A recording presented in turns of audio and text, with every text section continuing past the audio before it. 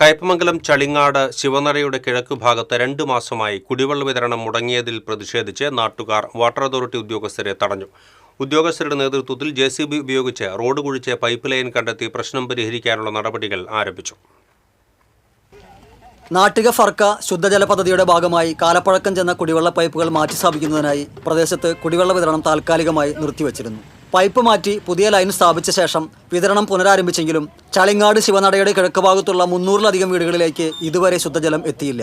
പ്രശ്നം പരിഹരിക്കണമെന്നാവശ്യപ്പെട്ട് പ്രദേശവാസികൾ നിരവധി തവണ വാട്ടർ അതോറിറ്റി ഓഫീസിൽ പരാതി നൽകിയതായും ഉദ്യോഗസ്ഥരെ നേരിൽ കണ്ടതായും നാട്ടുകാർ പറഞ്ഞു. വെള്ളമില്ലാണ്ട് 70 ദിവസം കഴിഞ്ഞു. കറക്റ്റ് 70 ദിവസം കഴിഞ്ഞിട്ടും ഇത്രയും ദിവസമായിട്ടും അവർ ഇന്ന് നാളെ അല്ലെങ്കിൽ 2 ദിവസം കഴിഞ്ഞാൽ നിങ്ങൾക്ക് ഉറപ്പായിട്ട് പ്രതീക്ഷിക്കാമെന്ന് മാത്രമേ പറയാറുള്ളൂ. പക്ഷെ ഇന്ന് ഞങ്ങൾ എന്തായാലും എല്ലാവരും നാട്ടുകാരെല്ലാവരും കൂട്ടിയിട്ട് ഉറപ്പായിട്ടും ഇന്ന് ഞങ്ങൾക്ക് വെള്ളം കിട്ടിയേ പറ്റൂ.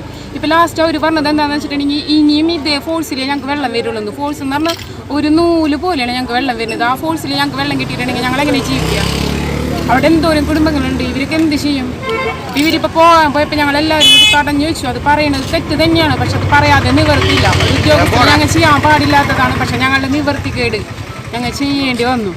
പരാതിയെ തുടർന്ന് ഉദ്യോഗസ്ഥർ സ്ഥലത്തെത്തി പരിശോധനയും പരിഹാര ശ്രമങ്ങളും നടത്തിയെങ്കിലും ഫലമുണ്ടായില്ലെന്നാണ് നാട്ടുകാരുടെ ആരോപണം. ഇതിനിടെയാണ് വീണ്ടും ഉദ്യോഗസ്ഥർ സ്ഥലത്തെത്തിയത്. ഇതോടെ സംഘടിച്ചെത്തിയ നാട്ടുകാർ പ്രശ്നത്തിന് ഉടൻ ശാശ്വത പരിഹാരം കാണണമെന്ന് ആവശ്യപ്പെടുകയും ചെയ്തു. തുടർന്ന് JCB ഉപയോഗിച്ച് റോഡ് കുഴിച്ച് പൈപ്പ് ലൈൻ കണ്ടെത്തി തകരാറ് പരിഹരിക്കുന്നതിനുള്ള പ്രവർത്തനങ്ങൾ ആരംഭിച്ചു. പ്രശ്നം അടിയന്തരമായി പരിഹരിച്ച് എല്ലാ വീടുകളിലേക്കും കുടിവെള്ള വിതരണം പുനഃസ്ഥാപിക്കണമെന്ന് നാട്ടുകാർ ആവശ്യപ്പെട്ടു. TCV കയ്പമംഗലം.